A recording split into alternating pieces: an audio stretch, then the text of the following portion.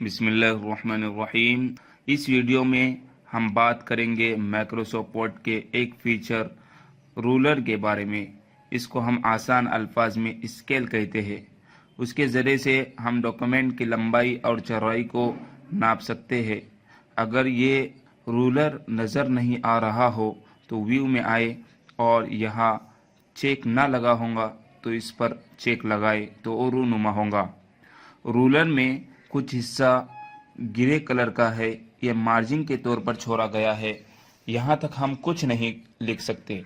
अगर इसको कम ज़्यादा करना हो तो जैसे ही मैं इसके किनारे पर माउस लाऊंगा तो 1-2 वाला मुंह बनेगा। अगर मैं माउस को दबाकर यहाँ लाकर छोड़ूं तो मेरे लिए जगह बढ़ जाएंगी। यही काम मैं यहाँ से कर सकता हूँ, लेकिन सही तरीका यहाँ से करना नहीं है, बल्कि इंशाल्लाह हम आने वाले किसी वीडियो में देख लेंगे कि वर्ड के अंदर जो फाइल होती है उसका मार्जिन कैसा सेट किया जाता है। यहाँ पर एक निशानी और नज़र आ रही है, वो ये बताती है कि पहली लाइन आपकी थोड़ी आगे से शुरू है। हम डॉक्यूमेंट पर काम करना शुरू करेंगे। सबसे पहले हमें जो चीज़ समझनी है वो टेक्स्ट डायरेक्शन है, इसलिए कि अंग्रेज़ी ज़ुबान है वो लिखी जाती है बाएं जानिब से, जबकि उर्दू लिखी जाती है दाएं जानिब से। उर्दू के लिए काम करना है तो सबसे पहले इस बटन को क्लिक करना होता है ताकि हमारी टेक्स्ट डायरेक्शन दाएं से बाएं जानिब शुरू हो जाए। डॉक्यूमेंट पर काम करने के लिए एक और चीज़ होती है, वो टेक्स्ट अलाइनमेंट है।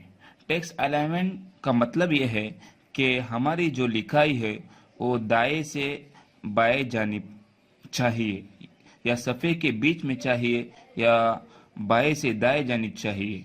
ये अलाइनमेंट के जो बटन नज़र आ रहे, इनमें 3 बेसिक अलाइनमेंट होते हैं, राइट, लेफ़्ट और सेंटर। अगर ये टेक्स्ट मुझे उल्टे हाथ की तरफ चाहे तो मैं इसको क्लिक करूँगा, और अगर बीच में चाहे तो इसको क्लिक करूँगा, और अगर दाएं जानिब चाहे तो मैं इसको क्लिक करूँगा। ये कुल 3 बेसिक अलाइनमेंट है, और एक चौथा अलाइनमेंट आता है जिसको जस्टिफाई कहते हैं। इसको हम इस्तेमाल करते हैं पैराग्राफ की सेटिंग के लिए। डॉक्यूमेंट पर काम करने के लिए हमें मज़ीद इस बात का ख्याल रखना भी होता है कि हमारे फ़ोन की साइज़ क्या हो और उस फ़ोन का स्टाइल क्या हो। तो उसकी साइज़ कम ज़्यादा करना हो तो यहाँ से करेंगे, और अगर हमें टेक्स्ट की लिखाई बदलना हो तो यहाँ से बदलेंगे। वर्ड को सीखते हुए हमें मज़ीद 3 चीज़ों को समझना बहुत ज़रूरी होता है, कॉपी, पेस्ट और कट। मसलन ये फाइल जो मैंने यहाँ बनाई थी उसकी लिखाई मुझे नए डॉक्यूमेंट पर चाहिए, तो मैं यूँ करता हूँ कि इन दोनों फाइलों को आपस में एक दूसरे के सामने ले आता हूँ ताकि आपको समझने में आसानी हो। ऊपर जो मेनू बार है उसको क्लिक करूँगा। माउस का बटन मैंने दबाया हुआ है, इसको मैं बिल्कुल किनारे पर लाकर पहुँचूँगा तो आप देख रहे हैं कि एक बॉक्स नमूदार हो रहा है। इसका मतलब यह है कि जैसे ही मैं माउस के बटन को छोड़ूंगा तो मेरी ये जो स्क्रीन है माइक्रोसॉफ्ट वर्ड की, वो उसके ऊपर आकर फिट हो जाएंगी। इसी तरह इस वाली फाइल को क्लिक करूँगा और उल्टे हाथ की तरफ जाऊँगा और बिल्कुल किनारे पर पहुँचूँगा तो ये बिल्कुल यहाँ से बैठने के लिए तैयार होंगी। अब मुझे ये लिखाई चाहिए इस फाइल में, तो मैं ट्रिपल क्लिक करूँगा तो ये ऑल सिलेक्ट होगा, और राइट क्लिक करके कॉपी में जाऊँगा और फिर उसको दूसरी फाइल में राइट क्लिक करके पेस्ट करूँगा। कॉपी का मतलब ये है कि इसकी नकल दूसरी जगह बन जाएंगी और असल फाइल में वो चीज़ इसी तरह बरकरार रहेंगी, लेकिन जब मैं कट करता हूँ तो असल फाइल से ख़त्म होंगी। अगर हम वर्ड प्रोसेसिंग सीख रहे हैं तो हमें एक और फीचर का पता होना चाहिए जिसको हम अंडू कहते हैं, जिसकी शॉर्टकट की है Ctrl+Z।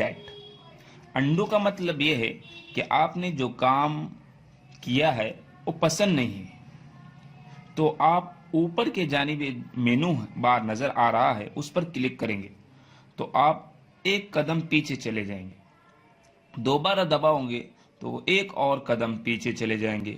اگر آپ چاہتے ہیں کہ نہیں مجھے وہ کام جس کو میں نے انڈو کیا تھا واپس چاہیے، تو اس مینو بار پر کلک کریں گے تو ری انڈو ہو جائے گا، جس کی شارٹ کٹ کی ہے Ctrl+Y۔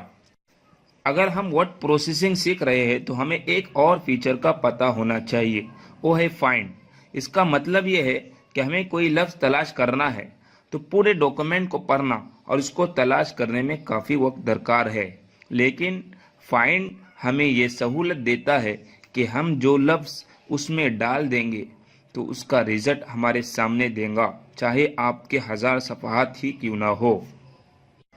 ایک اور طریقہ ہوتا ہے فائنڈ اینڈ ریپلیس۔ اس کا مطلب یہ ہے کہ فرض کریں ہمیں یہ لفظ کو ریپلیس کرنا ہے، لیکن وہ کئی جگہ پر موجود ہے اور ہر ایک کو الگ الگ ریپلیس کرنے میں کافی وقت درکار ہوتا ہے، تو ہم یہ کرتے ہیں کہ فائنڈ میں اس لفظ کو ڈالتے ہیں جسے ریپلیس کرنا ہے، اور اس میں اس لفظ کو ڈالتے ہیں جسے ہمیں اس لفظ کی جگہ رکھنا ہے۔